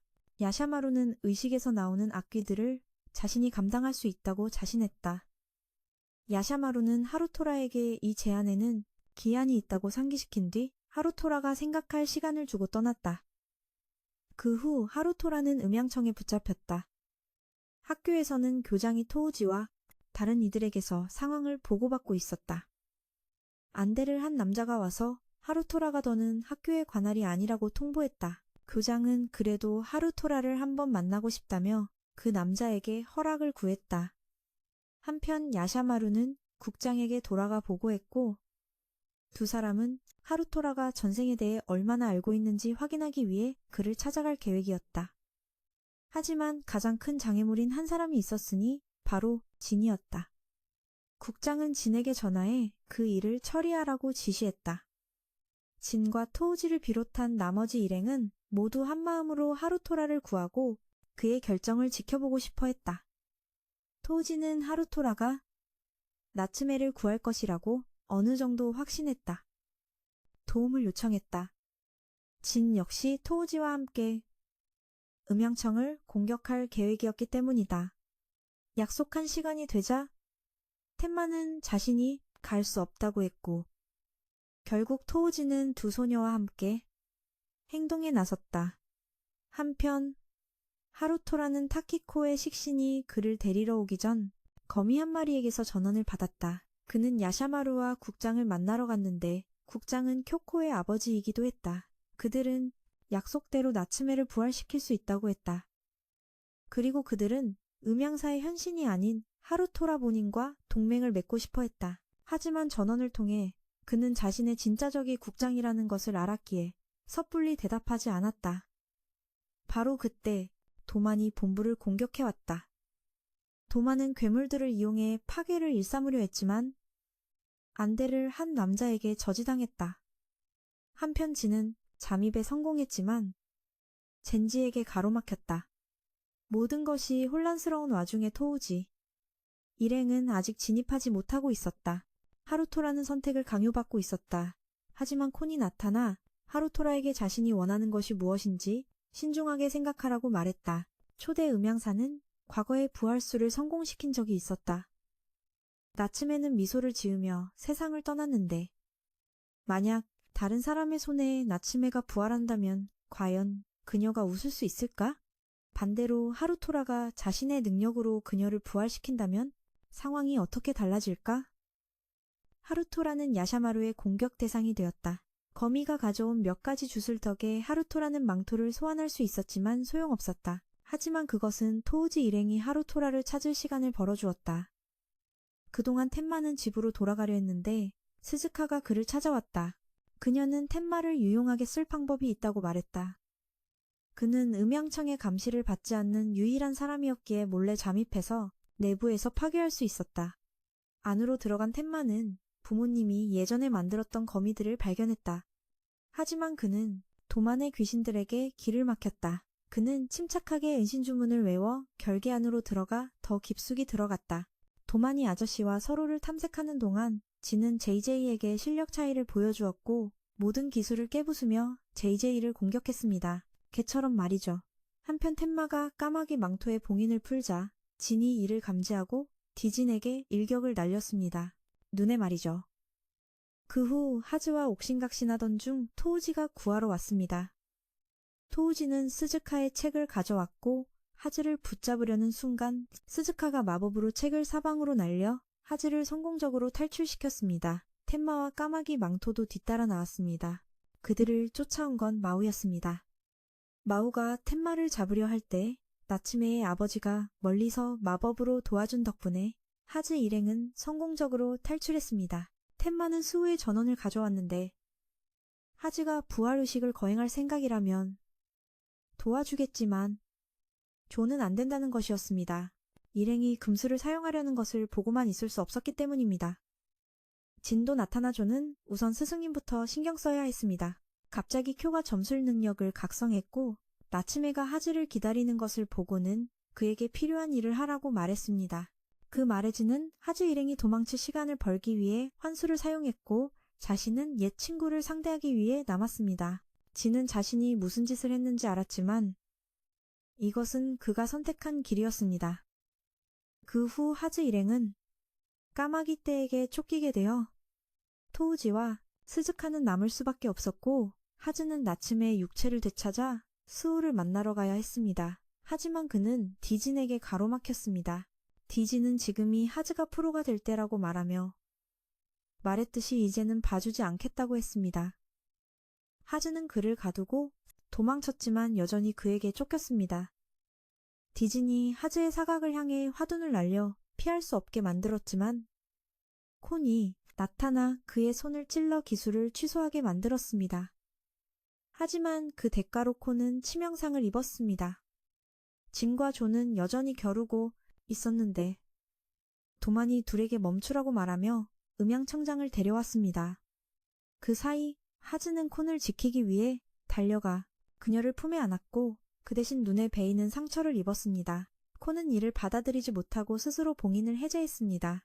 하지만 디지는 사부를 내보내 하즈를 처리하게 하고 벽을 세워 콘을 막았습니다. 콘은 어쩔 수 없이 봉인을 깨트려야만 했습니다.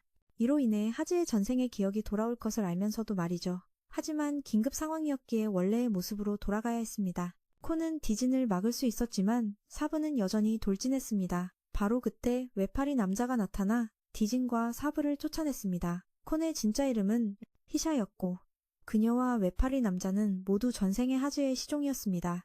그 후 하즈는 까마귀 망토를 포함한 3명의 시종과 함께 나츠메의 육체를 되찾기 위해 타키코를 만났습니다. 타키코는 돌려주는 것에 동의하고 충돌하지 않기로 결정한 뒤 떠났습니다. 하즈는 나츠메를 데리고 스우를 만나러 갔습니다. 스우는 이미 의식을 위한 재단을 준비해둔 상태였습니다. 모든 일이 끝난 후 진은 자신이 이제 음양청 전체의 적이 될 것을 알면서도 떠났습니다. 그는 남은 다리를 대가로 도만에게 자신의 식신이 되어달라고 제안했습니다. 도만은 당연히 동의하며 진이 자신의 모든 신체 부위를 팔 때까지 기다리겠다고 했습니다. 한편 토우지 일행은 스우의 부름을 받고 모든 일이 성공했고 하즈와 나츠메 모두 살아있다는 소식을 들었습니다. 이때 나츠메는 하즈와 재회하며 그 말을 다시 할 수 있었습니다. 사실 그녀는 호쿠토였습니다. 마지막에 하즈가 다시 떠나자 그녀는 방금 일이 꿈이었다고 생각했습니다. 하즈는 시종들과 함께 어딘가로 길을 떠났습니다. 이야기는 여기서 끝이 납니다. 안녕히